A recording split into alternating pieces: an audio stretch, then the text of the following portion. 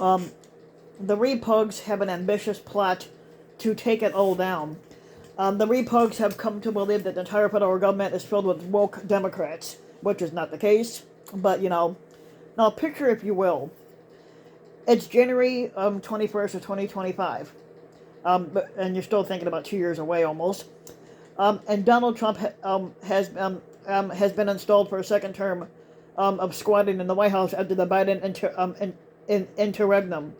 And yes, it's a horrific time, not unlike those first horrible weeks in 2017, when over half the country struggled to grasp how it was possible that an ignorant, bombastic piece of shit host had eked out a win through an electoral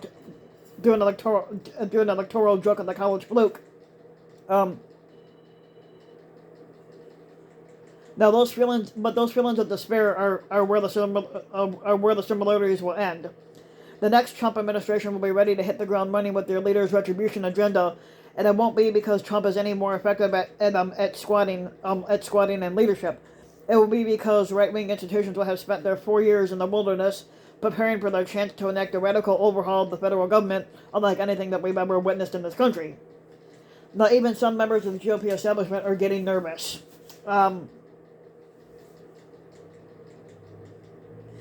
There was always talk of this among the original Trumpers, even though the squatter himself didn't have a clue what the fuck they were talking about.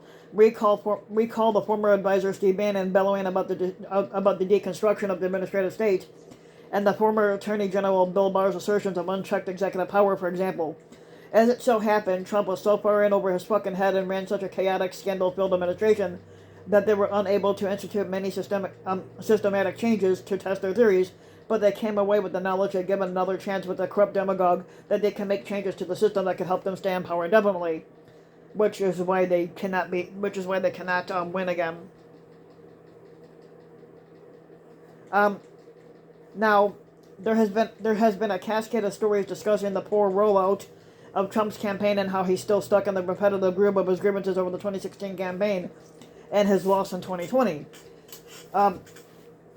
His pathetic appearance on CNN's generous kickoff campaign Klan rally for him a couple weeks ago, and reinforced that idea as he repeated all his punchlines, and the audience cheered and clapped ecstatically like they were bouncing up and down on his dick, which is really fucking pathetic in itself. It certainly gave us the impression that if Trump were to win the election next year, that we would be in the full repeat of his first term of what we had witnessed: turmoil, scandal, and ineptitude, in which the most terrifying consequence is that a crisis hits or someone makes a catastrophic error.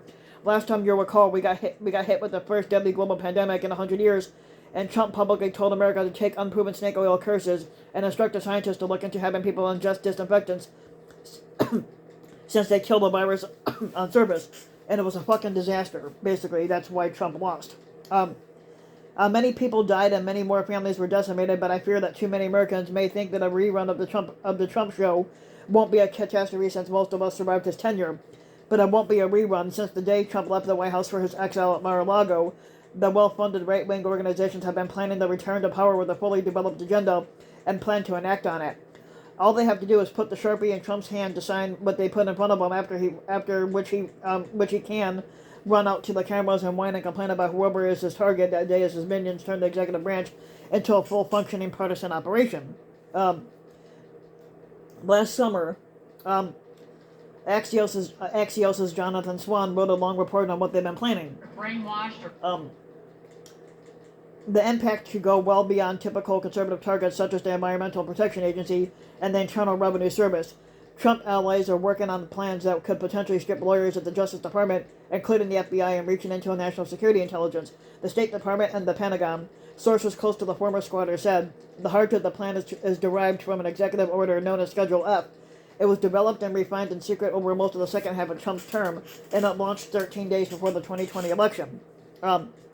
Now, Schedule F is an executive order which would reassign potentially tens of thousands of federal employees that they determined to have policy influence, so that they would lose their civil service protections. And the Repugs have come to believe that the entire federal government is filled with woke Democrats intent on depriving them of their natural right to rule without restraint. Now, the plan is being is being produced by a number of Republican groups and coordinated by some names which you are no doubt familiar with, like former Justice Department lawyer Jeffrey Clark, former Devin Nunes and Pentagon staffer Kash Patel, and former White House Chief of Staff Mark Meadows, all of whom are caught up in Trump's legal messes as well. They plan to salt every department with GOP toadies, from the military to the DOJ, to the Department of Education, to the Centers for Disease Control and the National Institutes of Health, and the conservative organizations like the Heritage Foundation are drawn up a list of candidates, and that same right-wing institution similarly staffed the provisional government in Iraq with young neocons, which resulted in disastrous results. Now, the beauty of this plan is that it doesn't actually matter if Trump wins again. They can use it just as easily for another Republican, but it will be especially well suited for Trump's principal rival, Florida Governor Ron DeSantis. Now, Time Magazine's Molly Ball reported on DeSantis' desire to use every bit of executive power to achieve his goal. One of his orders of business after getting elected was to have his transition team amass an exhaustive list. Basically, he wants to amass an exhaustive list of all the constitutional, statutory, and customary powers of the governor. He writes in The Courage to be Free. He says, "I want to be sure that I'm using every lever available to advance our priorities." Aides from the Time have corroborated this account, describing a thick binder of information that DeSantis proceeded to devour. Now, there's no need to reiterate all the ways in which he uses every lever and coerces the legislator to enact the most extreme agenda of any state in America, and now promises to take it national.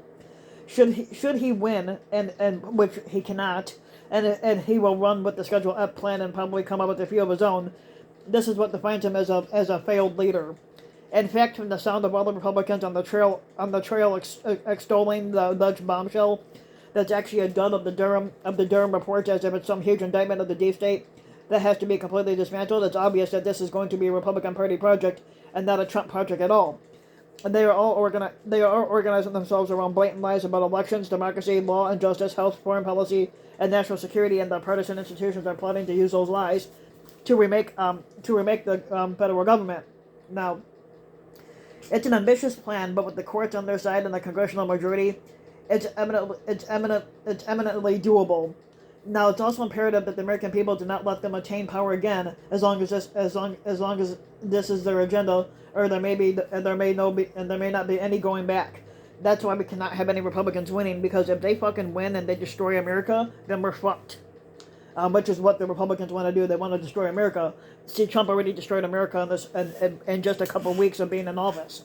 Now, when he had squatted in the White House from 2017 to 2021, he destroyed America. Now, if he gets back in, he's going to destroy America even more, and it's going to get to a point where we can never recover. That's why we cannot have Trump squatting in the White House ever again. Same thing with any Republican. That's why we need to do away with the Electoral College. So if you like the video, you can give the video a like and subscribe to my channel, RBW King. You can also hit the notification bell so that you know when a new video comes out. And you can also go ahead and leave a comment, let me know what you think. And if you want to support my work even further, you can donate to my Patreon link, which you can find in the About section of YouTube. And for just a little as a few bucks a video or a month, your donation can help go a long way, and thanks for listening.